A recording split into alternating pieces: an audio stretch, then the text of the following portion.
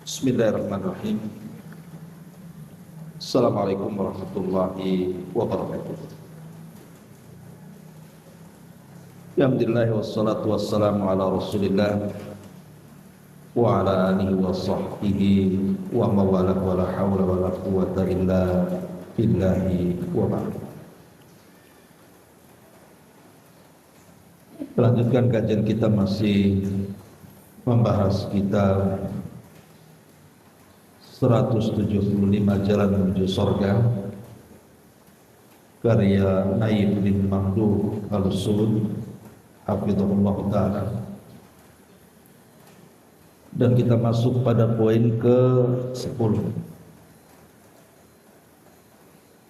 Di antara jalan menuju surga adalah memiliki akhlak kasih sayang. Kita baca dulu matanya baru kita jelaskan.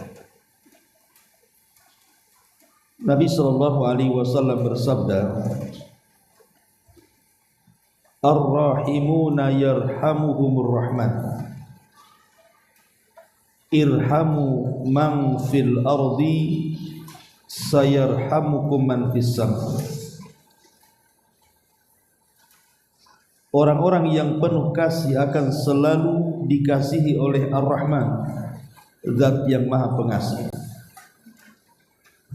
Maka kasihanilah orang-orang yang ada di bumi, niscaya kalian akan dikasihi oleh Zat yang ada di langit. Kemudian Nabi SAW bersabda, "Man la yarham la yurham." Barang siapa yang tidak mengasihi, niscaya dia tidak akan dikasihi. Lah di antara penduduk surga yang telah Nabi SAW kabarkan tentang mereka dengan sabdanya, penduduk surga ada 3 golongan. Beliau alaihi salam menyebutkan di antara mereka adalah, dan seorang lelaki yang penuh kasih dan berhati lembut kepada karib kerabat dan sesama muslim. Hadis ini dikeluarkan oleh Imam Muslim. Baik. Ma'asyiral muslimat yang dimuliakan Allah Subhanahu wa taala. Di sini pengarang ingin menjelaskan kepada kita di antara jalan menuju surga adalah berusaha kita berakhlak dengan akhlak kasih sayang.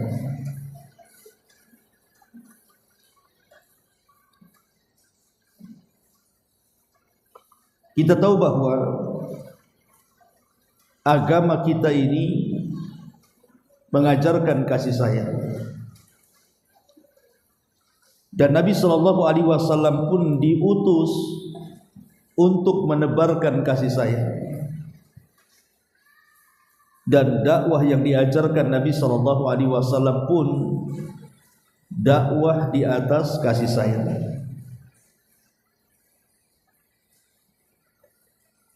Kita akan menceritakan beberapa contoh kasih sayang Nabi SAW yang patut kita tiru. Karena bagaimanapun ada 3 ayat dalam Al-Quran yang menjelaskan bagaimana Nabi SAW itu memiliki sifat kasih sayang yang luar biasa. Pertama, surah Al-Anbiya ayat 107. "Wa ma arsalnaka illa rahmatan lil alamin." Dan tidaklah kami utus engkau wahai Muhammad kecuali dalam rangka menebar kasih sayang di alam semesta. Kemudian surah Al-Imran ayat 159. "Fabima rahmatin minallahi lintalam walau kunta faddan ghalidhal qalbi lan faddu min hawlik fa'fu anhum wastaghfir lahum karena rahmat dari Allah Subhanahu wa taala, maka berlaku lembutlah engkau wahai Muhammad kepada mereka. Sebab kalau engkau keras hati, mereka akan lari di sekitarmu. Maka maafkan mereka dan mintakan ampun akan dosa-dosa mereka. Dan juga dalam At-Taubah 128, laqad ja'akum rasulun min anfusikum azizun 'alaihi ma 'anittum harisun 'alaikum bil mu'minina raufur rahim. Sungguh telah datang seorang utusan dari jenis kalian, amat berat bagi dia penderitaan kalian, amat sangat semangat untuk memberikan hidayah kepada kalian dan kepada orang-orang yang beriman, maka dia sangat baik dan berlaku sayang. 3 ayat ini cukup menjelaskan bagaimana sifat Nabi SAW, bahwa Nabi itu memiliki kasih sayang luar biasa karena Allah Subhanahu wa taala yang mendidik. Kita lihat pertama bagaimana kasih sayang Nabi SAW kepada anak-anak. Satu hari ada seorang sahabat namanya Aqra ibn Habis At-Tamimi atau At-Tamimi radhiyallahu anhu. Jadi Aqra ibn Habis ini masuk ke rumah Nabi. Lah ketika itu Hasan dan Husain cucu Nabi masih kecil, sedang lari ke sana kemari, maka ditangkap oleh Nabi SAW, dipeluk kemudian dicium. Lah Aqra ibn Habis ini heran. Maka kemudian Aqra ibn Habis berkata kepada Nabi SAW, tuqabbiluna auladakum inna li asyarata minal waladi ma qabbaltu ahadan minhum qad. Kenapa engkau cium anak-anak kecil itu wahai Rasul, padahal aku punya anak 10, tidak ada satupun yang kucium mereka.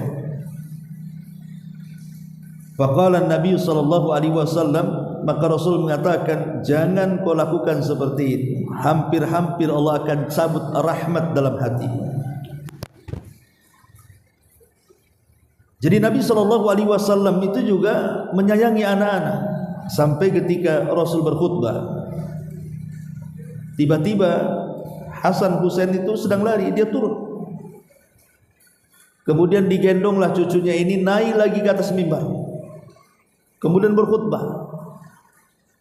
Kemudian salah satu penggalan khutbahnya dia mengatakan, innama amwalukum wa auladukum fitnah. Sesungguhnya harta dan anak-anak kalian bisa menjadi fitnah. Sahabat mengatakan, termasuk kau hai Rasul? Termasuk aku, kata Rasul. Tapi lihat bagaimana Nabi SAW mencontohkan sayang dengan anak-anak. Ini satu gambaran. Yang kedua, bahkan Nabi SAW itu juga mengajarkan kasih sayang kepada orang yang memiliki kebutuhan khusus.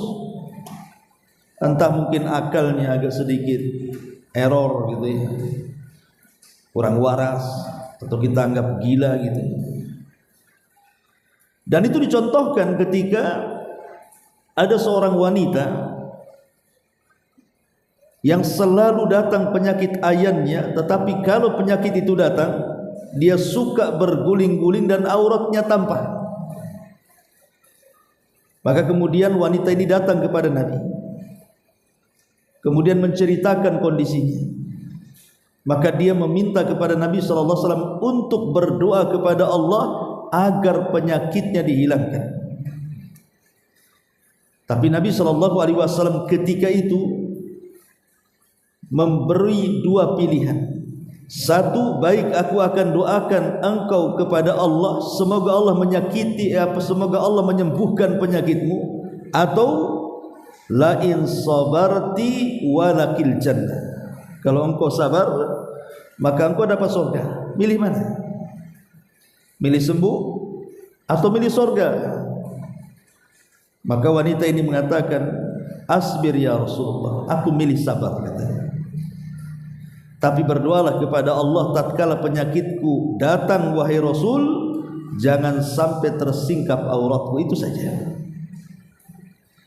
Tapi lihat Nabi SAW memperlakukan wanita, ya boleh dikata mungkin memiliki keterbatasan.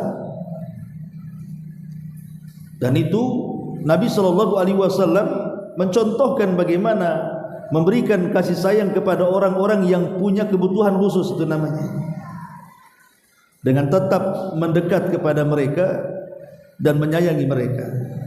Ini yang kedua. Kemudian yang ketiga, kasih sayangnya Nabi SAW bukan hanya kepada manusia, tapi juga kepada binatang. Nabi SAW pernah menceritakan, dan ibu tahu semualah kisahnya, tentang seorang wanita yang kemudian memberi minum seekor anjing. Wanita Bani Israel, seorang pezina, kemudian diilhamkan dia ingin tobat. Rupanya dia nyasar di tengah padang pasir sampai kehausan. Ketika kehausan, dia melihat ada sumur cukup dalam dan membahayakan kalau turun, kan? Tapi apalah daya, memang dia sedang haus, kalau tidak minum mati. Maka dia turun kemudian minum. Ketika kemudian naik ke atas sumur, dilihat pula ada anjing yang sama kondisinya dengan dia. Tumbuh rasa sayangnya, kasihan dengan anjing itu. Akhirnya dia turun, padahal itu sangat membahayakan. Kemudian diambil dengan susah payah air dalam sumur itu, kemudian naik lagi dan diberi minum anjing itu.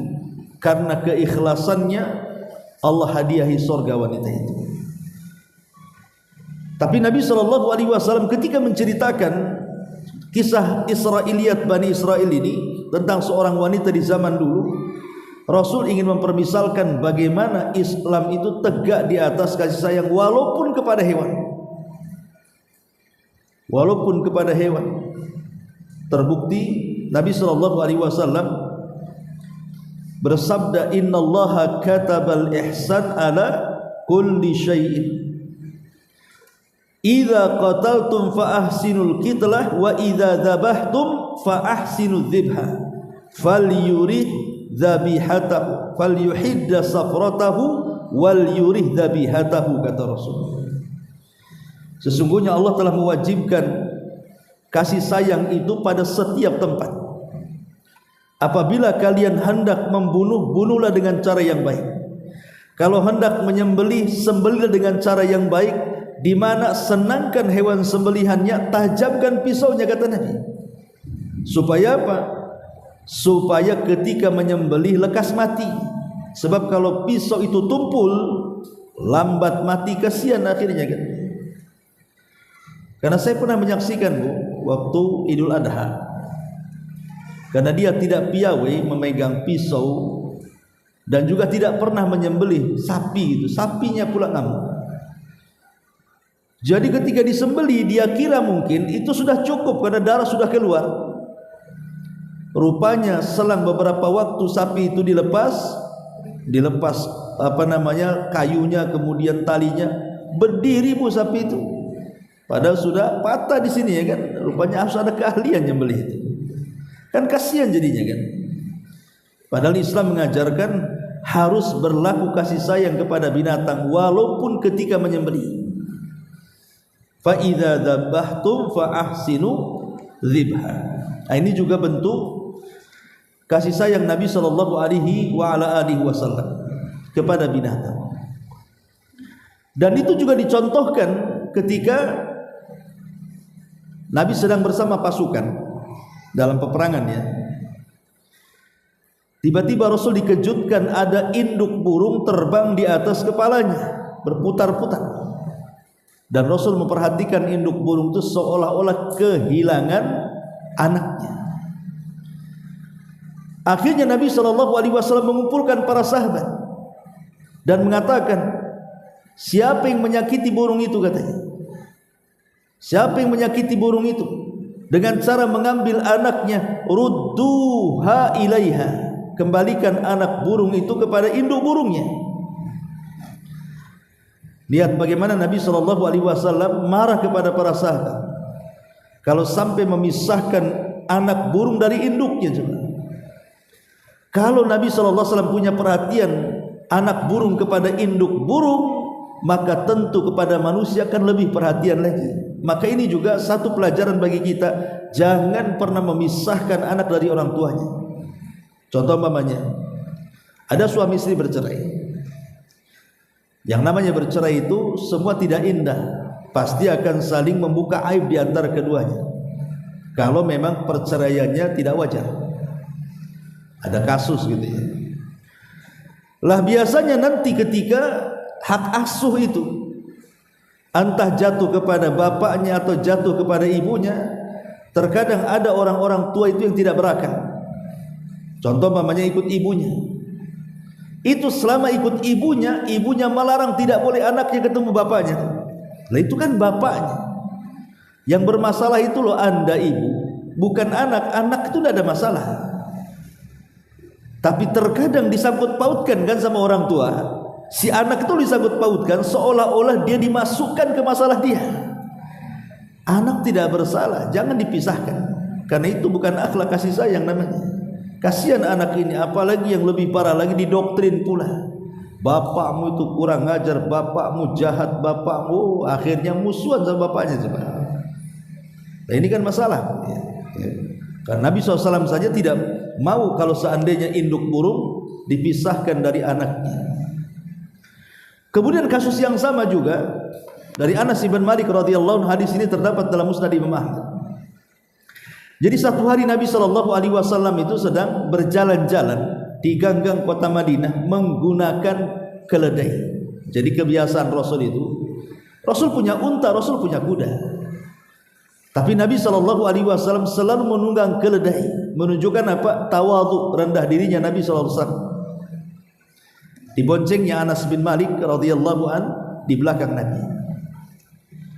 Tiba-tiba ketika enak sedang berjalan-jalan tuh, dikejutkan Nabi SAW dengan seekor unta yang mengejarnya. Kejar sama unta itu. Setelah dekat, tiba-tiba unta itu menghadang. Setelah menghadang, tiba-tiba unta itu yabruk, langsung tersungkur sujud di hadapan Nabi dengan sujud yang lama.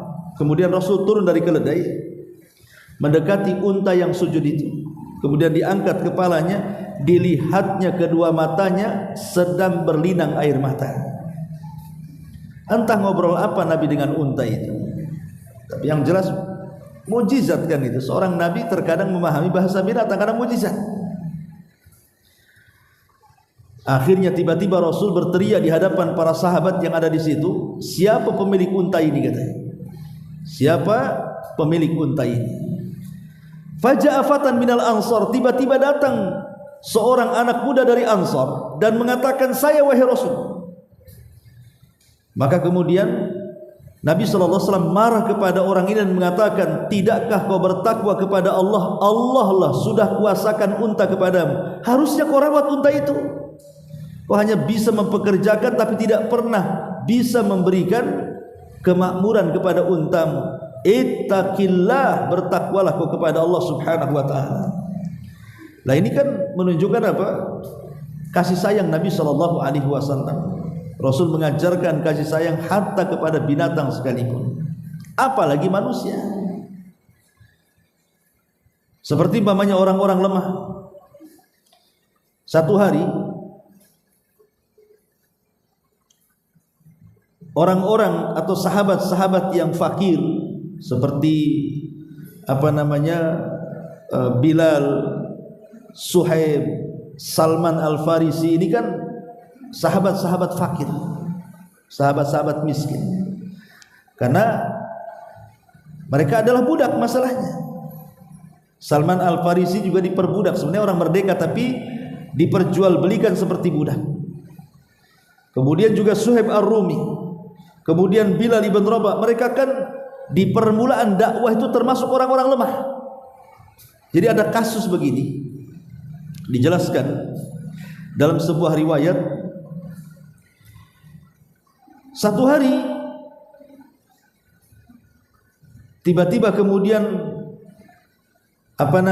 Muawiyah ibn Qurrah dari A'idh ibn Amr anna Abu Sufyan ata ala Salman wa Suhaib wa Bilal fi nafari. Jadi ketika tiga orang ini, ada Salman Al-Farisi, ada Suhaib Ar-Rumi, ada Bilal bin Rabah, orang-orang lemah sedang duduk, tiba-tiba Abu Sufyan lewat. Dengan sombongnya Abu Sufyan, ketika itu masih kafir Abu Sufyan itu, lewat di depan orang-orang lemah dari kaum muslimin ini. Karena emosi, seperti Bilal, kemudian Suhaib, kemudian Salman Al-Farisi ini akhirnya melontarkan kata-kata, di mana kata-katanya, wallahi ma akhadat suyufullah min unuki aduwillah ma khadaha. Demi Allah, tidak mungkin pedang-pedang Allah membiarkan, kecuali akan meletakkan di leher-leher musuh-musuh Allah dan akan menyembelih. Lah ketika itu Abu Sufyan lewat, Abu Bakar lewat. Kan Abu Sufyan kan orang sudah tua, Bu. Tapi kan dia orang kafir masalahnya dan musuh Nabi. Jadi orang-orang lemah ini, Suhaib, kemudian Bilal, kemudian Salman Al-Farisi ini mengancam-ngancam Abu Sufyan dengan kata-kata seperti itu. Jadi Abu Bakar ini marah sama tiga orang ini dan mengatakan, kenapa kalian tidak berkata santun? Dia orang tua, walaupun musyrik gitu ya, walaupun kafir, kan dia orang tua gitu, hargailah, masa ngomong kayak gitu. Lah tiba-tiba kemudian Abu Bakar Siddiq radhiyallahu an dipanggil oleh Nabi sallallahu alaihi wasallam, kemudian mengatakan, ya Abu Bakrin la'allaka aghdhabtahum. Wahai Abu Bakar, kayaknya engkau sudah membuat mereka marah. Maksudnya Bilal, Salman dan Suhaib, kau sudah membuat marah mereka. Maka Abu Bakar Siddiq radhiyallahu anhu termenung. Ya, setelah itu dia merasa salah, akhirnya datang kepada tiga orang itu dan meminta maaf. Abu Bakar meminta maaf kepada Bilal, Suhaib dan Salman Al-Farisi. Nah dari situ bagaimana Nabi SAW membela tiga sahabat ini agar Abu Bakar datang kepada mereka minta maaf. Ini menunjukkan apa? Nabi mengajarkan kepada Abu Bakar itu kasih sayang kepada du'afa, kepada orang-orang lemah. Ma'asyiral muslimat yang dimuliakan Allah Subhanahu wa taala, termasuk juga Nabi sallallahu alaihi wasallam memberikan contoh kasih sayang dalam segala hal, termasuk juga dalam ibadah.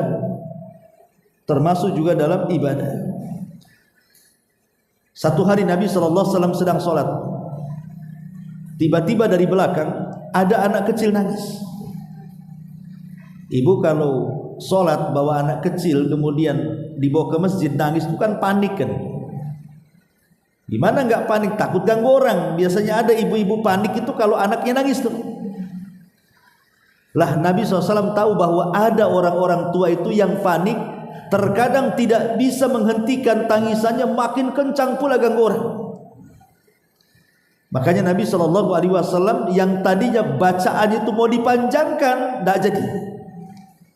Kemudian Rasul hanya mengambil surat-surat terpendek dalam Al-Quran supaya cepat menyelesaikan sholatnya, supaya sang ibu itu bisa meredamkan tangisan anaknya.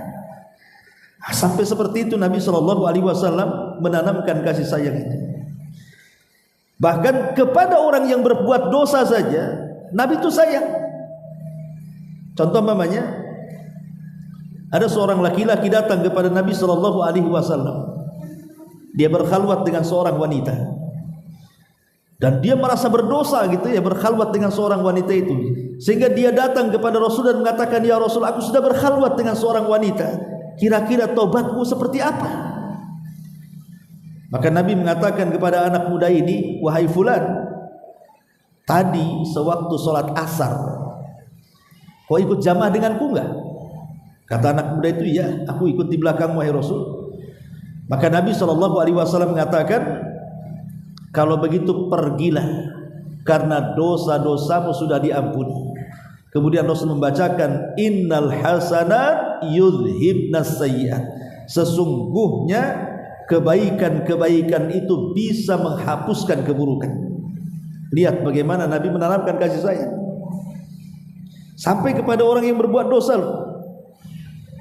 Dikatakan, tadi kamu sholat asar bersamaku, ya, kalau begitu pergilah, Allah sudah mengampuni dosamu, kata. Kenapa? Karena dengan sholat asar berjamaah itu kan sebuah kebaikan, dan kebaikan itu bisa menghapuskan keburukan. Luar biasa. Dan itu bentuk kasih sayang Nabi SAW hatta kepada orang-orang yang melakukan dosa. Begitu juga dalam pemerintahan Rasul, kan, Nabi SAW pernah menasehati kabilah-kabilah dari kerabat dekatnya saat kemudian di permulaan dakwah, kumpulkan semua kerabatnya, kemudian dikatakan kepada mereka, hei Bani Adi, selamatkan diri kalian. Termasuk kepada Fatimah, hei Fatimah, kamu juga selamatkan diri kau sendiri, karena aku tidak bisa menjamin keselamatan. Jadi Nabi SAW terus memberikan nasihat kepada Nabi SAW memberikan nasihat kepada kita bagaimana Nabi SAW mengajarkan kasih sayang kepada umat. Ini juga dalam bentuk kasih sayang Nabi SAW, dan banyaklah kisah-kisah kasih sayang Rasul kepada umatnya, bahkan kepada binatang dan yang semacamnya. Taib. Dari sini kita tahu kita perlu berakhlak dengan akhlak kasih sayang. Pertanyaannya, macam mana caranya? Terkadang hati kita ini mudah keras, kan. Ada orang yang menyakiti kita, kayaknya dendamnya itu mau nimpuk aja gitu bahasanya, ya. Kalau bisa itu mau mukul aja di depan mukanya itu. Balas dendam. Ada perkara-perkara yang bisa melembutkan hati. Karena kan kasih sayang itu kan berawal dari kelembutan. Yang pertama, qiraatu kitabillahi azza wa jalla. Perbanyak membaca Quran. Perbanyak membaca Quran, karena bacaan Quran itu bisa melembutkan hati. Apalagi memang Quran sendiri adalah obat. Ini yang pertama. Perbanyak baca Quran. Yang kedua, tadzakkur masyahidil akhirah. Coba perbanyak ingat peristiwa-peristiwa yang akan terjadi di akhirat. Coba merenung. Ibu malam-malam merenung macam mana kita berada di padang mahsyar, dikumpulkan dari sejak zaman Adam sampai yang terakhir, kemudian matahari didekatkan, keringat bercucuran, kemudian harus berdiri bertahun-tahun lamanya, dan begitu seterusnya. Coba ingat akhirat. Makanya kenapa Nabi SAW itu menyunahkan seorang laki-laki untuk berziarah kubur, dan menyunahkan untuk perempuan ziarah kubur itu hanya sekali-kali saja. Enggak boleh sering kalau wanita ziarah kubur. Tapi kalau laki-laki sunnah. Alasannya Rasul dalam riwayat itu apa? Supaya lembut hatinya. Ya, jadi kalau ingin lembut hati, ziarah kubur. Pasti lembut hatinya. Kemudian yang ketiga, ma'rifatu siratis salafi salih. Kenali beberapa biografi dari kalangan para ulama salaf. Bagaimana kasih sayang mereka yang betul-betul dipraktekkan di tengah-tengah masyarakat. Termasuk juga sirah Nabi dan sirah para nabi sebelumnya. Kemudian yang keempat, ikhtilatu bid-du'afa wal masakin wa dzawil hajati. Biasakan berkawan itu, jangan memilah dan memilih. Terkadang ada orang yang karena dia mungkin mampu, berkawannya hanya dengan orang mampu saja. Karena dia kaya, berkawannya sama orang kaya saja.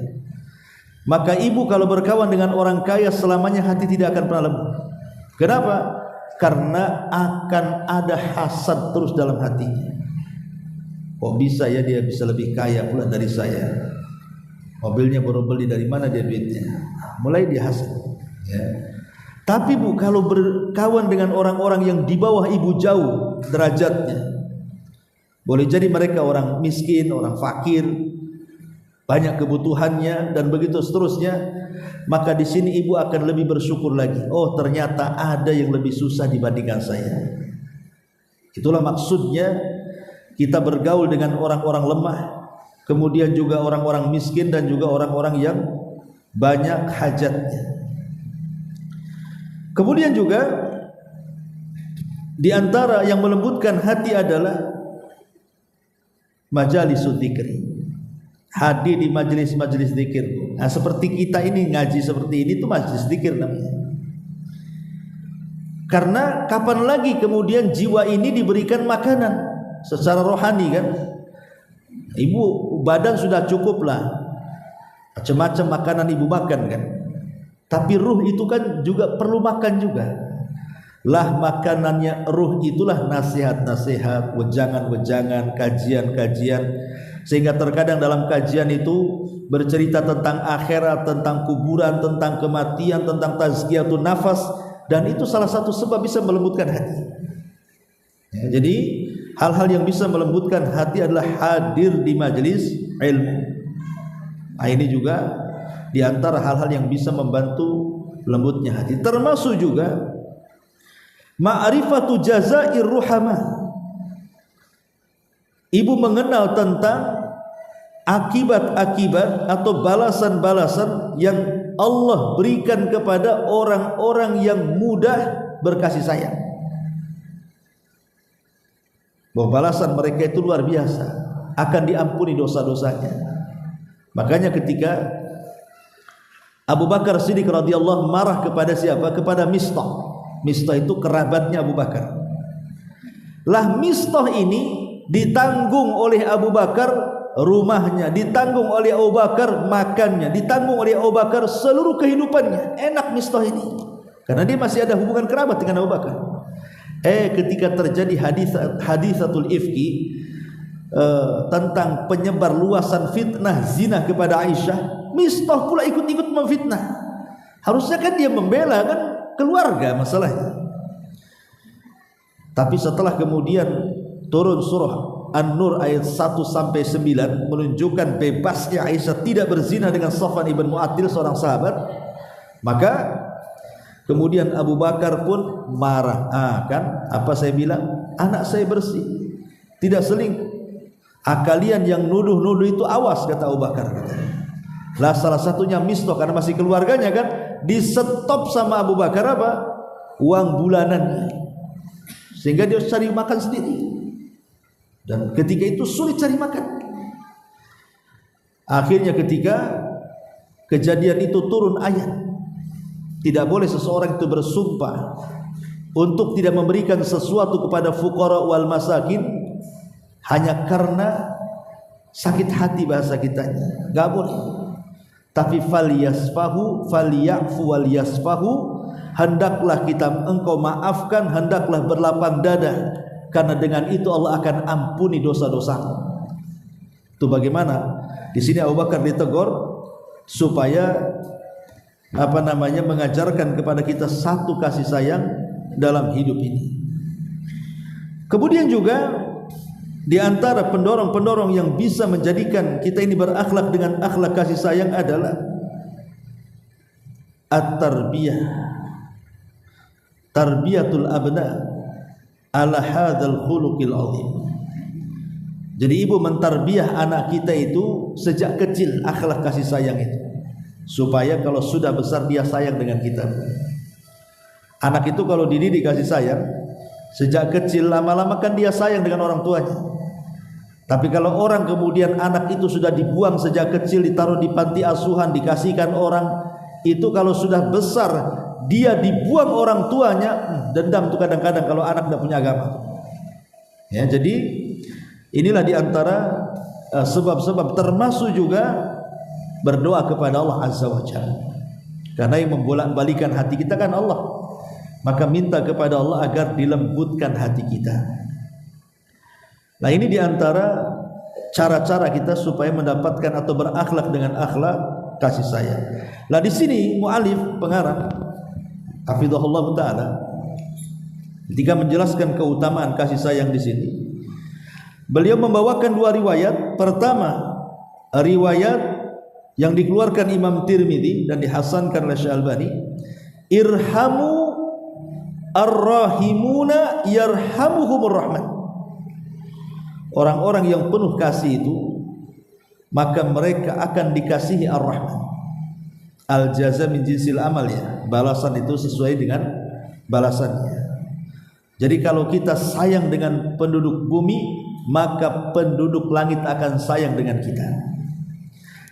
Mafhumnya apa? Kebalikannya. Berarti kalau kita hilang rasa sayangnya, berarti makhluk yang di langit mengutuk kita. Naudzubillah. Dari sini Rasul mengatakan, irhamu man fil ardi sayarhamukum man fis sama. Cintai orang-orang yang di bumi, maka yang di langit akan mencintai kalian. Man la yarham la yurham. Barang siapa yang tidak memiliki akhlak kasih sayang, maka dia tidak akan diberikan kasih sayang. Naudzubillah. Ma'asyiral muslimat yang dimuliakan Allah Subhanahu wa taala, lah kasih sayang ini adalah diberikan daripada rahmat Allah Subhanahu wa taala. Allah itu memiliki 99 rahmat, kan? Allah memiliki berapa? 99 rahmat. Yang satu rahmat itulah Allah turunkan ke bumi, yang 98-nya Allah simpan di sorga. Coba ibu perhatikan, satu rahmat yang Allah turunkan, kasih sayang Allah yang Allah turunkan ke bumi itu, yang satu itu sudah cukup. Anak sayang dengan orang tuanya, orang tua sayang dengan anaknya, orang sayang dengan kerabatnya, sayang dengan orang-orang yang dicintainya, sayang dengan teman-temannya. Padahal cuma satu rahmat tuh. Sampai kepada hewan buas pun tidak menerkam anaknya. Buaya tidak pernah menerkam anak buayanya. Harimau tidak pernah menerkam anak harimaunya. Mereka juga diberikan insting kasih sayang, kan? Bukan hanya manusia dan binatang saja. Padahal yang diturunkan kasih sayang Allah itu cuma satu. Bagaimana kalau kita ini masuk sorga, sementara kasih sayang Allah di sorga itu digabungkan satu di dunia dengan 98 kasih sayang Allah kepada kita di akhirat. Betapa luar biasanya. Satu saja sudah orang bisa bersayang-sayang. Macam mana pula 99, kan itu. Maka kasih sayang itu bagian daripada rahmat Allah Subhanahu wa taala, dan hiasilah kalau bisa setiap hari itu dengan perasaan kasih sayang kepada siapapun, orang tua, tetangga, pasangan, anak-anak, kaum muslimin, hatta orang kafir sekalipun, kepada binatang, dan begitu seterusnya. Wallahu alam bisawab. Saya ada acara di luar, mungkin sampai di sini saja, tidak ada tanya jawab. Saya tutup. Subhanallah wa bihamdika, asyhadu an la ilaha illa anta, astaghfiruka wa atubu ilaik. Wallahu ta'ala alam. Assalamualaikum warahmatullahi wabarakatuh.